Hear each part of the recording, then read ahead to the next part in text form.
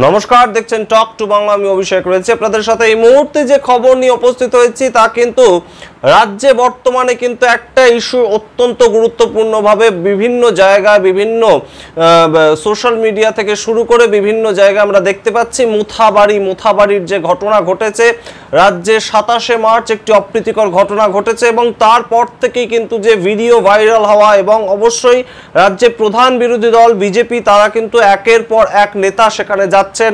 সুকান্ত মজুমদারের মতন হেভিওয়েট নেতাও সেখানে গিয়েছিলেন এবং তারপর আমরা দেখলাম সেটা কিন্তু একটা অনন্য ছবি, যেটা কিন্তু আপনারা এই মুহূর্তে দেখতে পাচ্ছেন। রাজ্যে প্রধান বিরোধী দলনেতা শুভেন্দু অধিকারী অর্থাৎ বিরোধী মুখ হিসেবে যাকে আমরা বর্তমানে চিনি গত কয়েক বছর ধরে, সেই শুভেন্দু অধিকারী কিন্তু তার যে কোনো সোশ্যাল মিডিয়ার কিংবা সোশ্যাল অ্যাকাউন্টের যে প্রোফাইল পিকচার সেটা কিন্তু তিনি দিয়ে রেখেছেন যে তোমার বাড়ি আমার বাড়ি মুথাবাড়ি। অর্থাৎ এই যে স্লোগান আমরা কিন্তু এর আগেও বিভিন্ন জায়গায় ব্যবহৃত হতে শুনেছি এবং সেটার যে বিশালতা সেটাও কিন্তু আমরা দেখেছি। যেমন ঠিক আমরা শুনেছিলাম বাম আমলের ঠিক আগে আমরা যখন নকশাল আমল, সেই সময় আমরা এই স্লোগান ব্যবহৃত হতে দেখেছি, তোমার নাম আমার নাম ভিয়েতনাম। আবার 2007-08 সালে আমরা দেখেছি তোমার নাম আমার নাম নন্দীগ্রাম। ঠিক একই কথা কিন্তু এবার আমরা দেখলাম আরজিকর ঘটনার সময়, তোমার স্বর আমার স্বর আরজিকর। এবং এবার কিন্তু আমরা দেখলাম একদম শুভেন্দু অধিকারী তার যে সোশ্যাল মিডিয়া অ্যাকাউন্ট সেখানে একদম দিয়ে দিলেন তোমার বাড়ি আমার বাড়ি মুথাবাড়ি।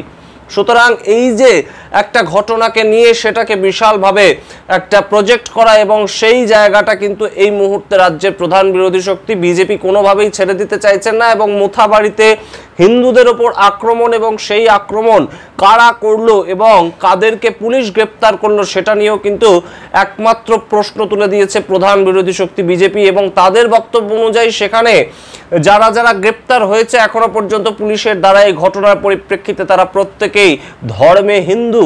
অর্থাৎ এই যে ঘটনা ঘটলো, হিন্দুদের ওপর আক্রমণ নেমে এলো কিন্তু গ্রেপ্তারও করা হলো হিন্দুদেরকে, সেক্ষেত্রেও কিন্তু পুলিশ প্রশাসনের যে কাজ করার পদ্ধতি তা নিয়েও প্রশ্ন তুলেছে রাজ্যের প্রধান বিরোধী শক্তি।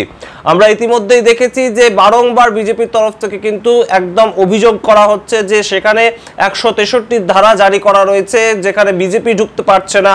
বিজেপি ঢুকতে গেলেই সেখানে 163 ধারার কথা বলা হচ্ছে, কিন্তু সেখানে তৃণমূলের সেখানকার যিনি এমএলএ রয়েছেন অর্থাৎ বিধায়িকা রয়েছেন সাবিনা ইয়াসমিন, তিনি কিন্তু 3-4টে গাড়ি নিয়ে নাকি ঘুরে বেড়াচ্ছে এমন অভিযোগ করছেন বিজেপির রাজ্য সভাপতি সুকান্ত মজুমদার এবং তিনি কেন্দ্রীয় মন্ত্রীও বটে।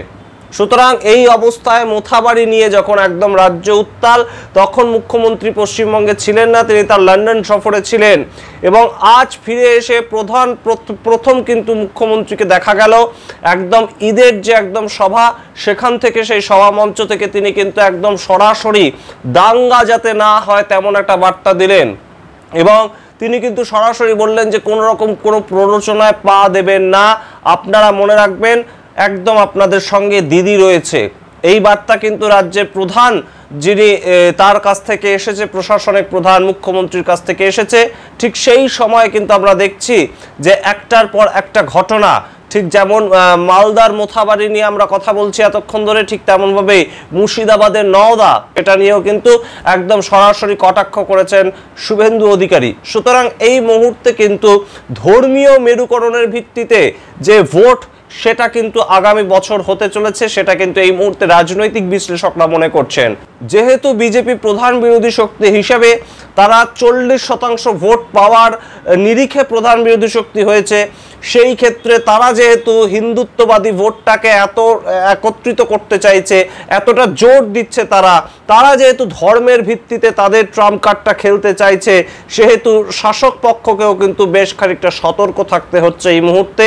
এবং অবশ্যই কিন্তু আপনারা রিসেন্টলি শুনেইছেন যে এই মুহূর্তে একদম গত কয়েকটা দিন অর্থাৎ আপকামিং 10টা দিন কিন্তু বেশ খানিকটা স্পর্শকাতর সময়। তার কারণ এডিজি দক্ষিণবঙ্গ সুপ্রতিম সরকার তিনি নিজে প্রেস কনফারেন্স করে বলেছেন যে কিছু সম্প্রদায় বা কিছু গোষ্ঠীর লোক কিন্তু একদম রামনবমীর মিছিল আগামী 6 এপ্রিল যেটা রয়েছে, সেই 6 এপ্রিল রামনবমীর মিছিলকে ঘিরে তারা কিন্তু একটা সমস্যা তৈরি করতে চাইছে এবং আমরা ইতিমধ্যেই শুনেছি বিজেপি নেতা দিলীপ ঘোষ তিনি একদম সরাসরি ডিক্লেয়ার করে দিয়েছেন যে একদম অস্ত্র শস্ত্র নিয়েই কিন্তু হিন্দুরা একদম রাস্তায় বেরোবেন।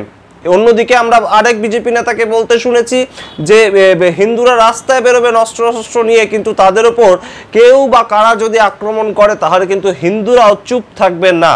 সুতরাং এই যে সামগ্রিক ঘটনা এবং ধর্মের ভিত্তিতে রাজনীতি, সেটা কিন্তু পশ্চিমবঙ্গে এই মুহূর্তে একদম প্রধান দুটো যে দল তারা কিন্তু এই মুহূর্তে সেটা নিয়ে মেতে রয়েছে। এবং যেখানে কিন্তু একদম সরাসরি একদম মোথাবাড়ির যিনি বিধায়িকা সাবিনা ইয়াসমিন তিনি আবার একদম সরাসরি বাম কংগ্রেসের দিকে আঙ্গুল তুলেছেন। তার কারণ তিনি বলছেন যে 27শে মার্চ যে জমায়েত হয়েছিল পিডব্লিউডি মাঠে সেটা কে করতে বলেছিল? সেটাকে আমরা করতে বলেছিলাম নাকি বাম কংগ্রেস করতে বলেছিল এবং সাহায্য করেছিল তাদেরকে বিজেপি? সুতরাং এই যে মুসলিম ভাইদের একদম পিডব্লিউডি মাঠে দেখা গিয়েছিল তার সম্পূর্ণ দায় কিন্তু সাবিনা ইয়াসমিন বলছেন একদম বাম কংগ্রেসের দিকে।